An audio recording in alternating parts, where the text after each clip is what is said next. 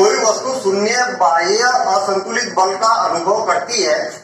क्या किसी भी वस्तु के लिए अशून्य वेग से गति करना संभव है? यदि हाँ तो वस्तु के वेग के परिमाण और दिशा पर लगने वाली शर्तों का उल्लेख करें, और यदि नहीं तो कारण स्पष्ट कीजिए। क्वेश्चन में फंसा दिया ना, कई बच्चे हाँ या ना कोई भी अपने अनुमान से लगा देते। यहाँ पर क्लियर बोला है कि यदि हाँ तो उसका भी कारण दीजिए, और नहीं तो फिर उसका भी कारण दीजिए। क्लियर करना है, इससे ये पता चलेगा कि आप केवल हाँ या ना में आंसर नहीं दे सकते ना, कारण मालूम होना चाहिए तभी ये कर सकते। देखना, ये मान लिया जाए एक वस्तु है और एक बल इधर से लग रहा है, एक बल क्या है इधर से लग रहा है, और दोनों बराबर बराबर लग रहा है। यहाँ पर भी 5 न्यूटन बल लग रहा है और इधर से भी 5 न्यूटन बल लग रहा है। ठीक, वस्तु कहीं जाएगी क्या, गति करेगी क्या? नहीं करेगी। जब तक एक तरफ का बल कोई भी, या तो ये ज्यादा होना चाहिए या ये ज्यादा होना चाहिए। अगर ये ज्यादा रहेगा तो इस दिशा में गति करेगा, और ये ज्यादा रहेगा तो इस दिशा में गति करेगा। ठीक है, यहाँ पर क्या बोला है? कोई वस्तु शून्य बाह्य असंतुलित बल, ये क्या है? संतुलित बल है। क्या होना चाहिए? गति करने के लिए असंतुलित बल होना चाहिए। और यहाँ पर बोला है कि शून्य बाह्य असंतुलित बल। असंतुलित बल शून्य है, इसका मतलब असंतुलित बल शून्य मतलब संतुलित बल लग रहा। क्वेश्चन को समझ ना, उल्टा मतलब यहाँ घुमा फिरा के बोला है। शून्य बाह्य असंतुलित बल मतलब असंतुलित बल क्या है? अशून्य है। इसका मतलब दोनों इधर से क्या है? समान बल लग रहा। गति करेगी क्या? नहीं करेगी। ठीक है, जैसे वो अपन बोलते ना कि दो दोस्त है और बोलते कि हम पंजा लड़ाते। पंजा लड़ाना मतलब एक पंजे को इधर दबाता है, दूसरा इधर दबाता है। आजकल तो कम हो गया है, पहले बहुत चलता था जब हम छोटे थे कि पंजा लड़ाने वाला कंपटीशन बड़ा तगड़ा रहता था पहले, है ना। तो दोनों का अगर संतुलित बल रहेगा तो कभी नहीं गिरेगा। ठीक है, असंतुलित बल रहेगा तो जो जिसका बल ज्यादा रहेगा वो उसको गिरा देगा। तो वही बात यहाँ पर कंसेप्ट यहाँ पर लगा। कोई वस्तु शून्य बाह्य असंतुलित बल का अनुभव करती है, इसका मतलब संतुलित बल लग रहा है। शून्य असंतुलित बल बोला है, इसका मतलब संतुलित बल लग रहा है। हाँ, तो क्या किसी भी वस्तु के लिए अशून्य वेग से मतलब किसी न किसी वेग से, अशून्य का मतलब शून्य नहीं होता, इतना याद रहे। कई बच्चे जैसे अशून्य लिखा है, मैंने अशून्य, और एक होता है शब्द शून्य। तो ये शब्दों में बड़ा बच्चों को कंफ्यूजन रहता है, ये याद रखना। शून्य का मतलब शून्य, कुछ भी नहीं, और अशून्य का मतलब शून्य नहीं, इसके अलावा और कुछ, मतलब शून्य को छोड़कर और कुछ, मतलब कुछ ना कुछ लगेगा। तो अशून्य वेग से गति करना संभव है क्या? गति करेगा क्या? नहीं करेगा। यदि हाँ तो वस्तु के वेग के परिमाण एवं दिशा पर लगने वाली शर्तों का उल्लेख करे। तो लग ही नहीं रहा। यदि नहीं तो कारण स्पष्ट कीजिए। तो हम इसका आंसर क्या लिखेंगे? नहीं। ठीक है, क्योंकि किसी भी वस्तु की को गति करने के लिए कोई भी बाह्य असंतुलित बल होना आवश्यक होता है। तो ऐसा ये कारण देना है कि असंतुलित शून्य असंतुलित बल नहीं होना चाहिए। क्या होना चाहिए? असंतुलित बल होना चाहिए, तब वो क्या करेगी? गति करेगी। तो ऐसा हमने यहाँ कारण लिख दिया। जब किसी छड़ से दरी कारपेट को पीटा जाता है तो धूल के कण बाहर आ जाते हैं, स्पष्ट करें। देखना, मेरे पास में मान लिया जाए, अभी कारपेट की बात नहीं कर रहे हैं, मेरे पास में क्या है? यहाँ पर ये है क्या? एक पेज है। ये देखिए, मैंने इस पर थोड़ी सी धूल भी डाल दी। ये पेज है। अब मैं क्या कर रहा हूँ? इस पेज को पीट रहा हूँ। ये देखिए, ये जो इसके ऊपर जो कण है, आपको दिख नहीं रहे, छोटे छोटे से कण डाले हैं। मैं इसको पीट रहा हूँ तो कण उछल रहे हैं, इसके ऊपर डांस कर रहे हैं। देखिए, डांस कर रहे हैं। ऐसा क्यों? क्या हो रहा कि ये चादर है।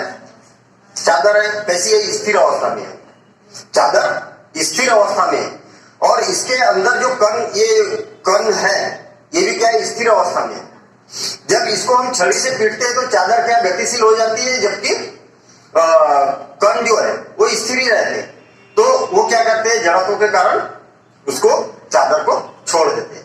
तो इसमें जड़त्व का कारण हमें बताना है कि जड़त्व के कारण चादर गतिशील हो जाती है और कण अपने स्थान पर ही स्थिर रहते हैं, इसलिए चादर को या कारपेट को कण छोड़ देते हैं। तो इस प्रकार से इसका कारण हमें देना है। देखते हैं हम नेक्स्ट क्वेश्चन नंबर 3।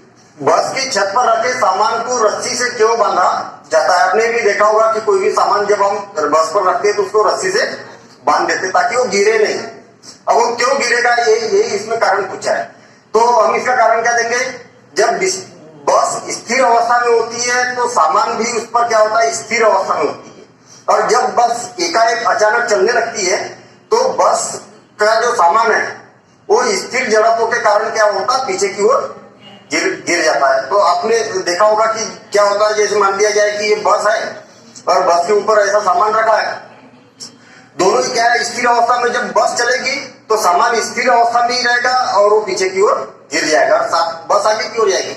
सेम इसी प्रकार से मान लिया जाए कि उसका कारण क्या देना है, जड़त्व का कारण है ना, जड़त्व के कारण क्या हो, सामान पीछे की ओर गिर जाता है। अब इसी प्रकार से अगर बस चल रही है और सामान भी उसके साथ में चल रहा है, जब बस में ब्रेक लगाया जाता है तो बस के साथ में सामान भी गतिशील रहता है और बस रुक जाती है और सामान आगे की ओर गिरने की संभावना बन जाती है, इसलिए रस्सी से बांध देना चाहिए। तो हमें दोनों कारण देना है कि जब बस स्थिर रहती है तब सामान भी स्थिर होता है, बस जब एकाएक चलती है तो सामान स्थिर जड़त्व के कारण पीछे की ओर गिरता है। और इसी प्रकार से जब बस गतिशील होती है और उसके साथ सामान भी गतिशील होता है, बस एकाएक जब रुक जाती है तो गतिशील जड़त्व के कारण क्या होते हैं, सामान क्या होता है, सामान तो गतिशील रहेगा और बस भी गतिशील है, बस एकाएक रुक जाएगी तो सामान आगे की ओर गिर जाएगा।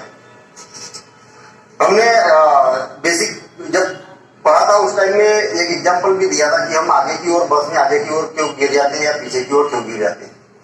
किसी बल्लेबाज द्वारा क्रिकेट की गेंद को मारने पर गेंद जमीन पर लुढ़कती है और कुछ दूरी चलने के पश्चात गेंद रुक जाती है, गेंद रुकने के लिए धीमी हो जाती है, क्यों?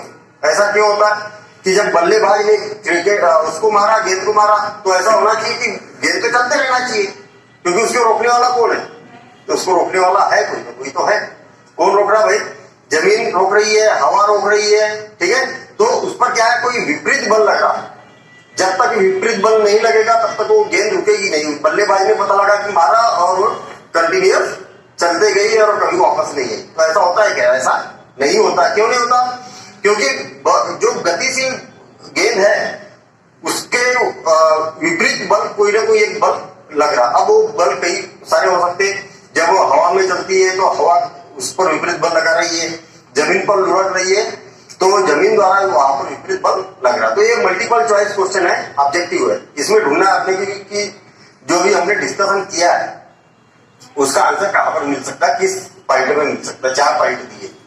बल्लेबाज ने गेंद को पर्याप्त प्रयास से हिट नहीं किया।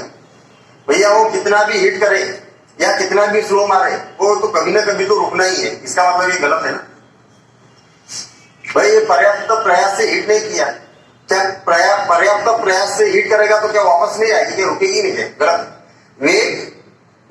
वेग गेंद पर लगाए गए बल के समानुपाती होता है, ये भी गलत है, ठीक है। वो वेग तो होगा उसका, लेकिन उसको रुकना पड़ेगा ना, यहाँ तो रुकने की बात की होगी। गेंद पर गति की दिशा के विपरीत एक बल कार्य कर रहा। हाँ, ये बात है। जो गेंद है, गेंद की गति है, गति के विपरीत दिशा में कोई ना कोई एक बल वहां पर कार्य कर रहा, इसलिए वो गेंद क्या है, रुक जाती है। अगला पॉइंट देखते हैं। गेंद पर कोई असंतुलित बल कार्य नहीं कर रहा है, अतः गेंद विराम अवस्था में आने के लिए प्रयासरत है।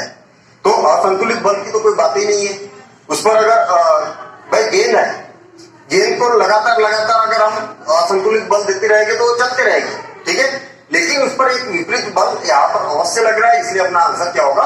सी इसका करेक्ट आंसर होगा। तो सी इसका आंसर देखते हैं।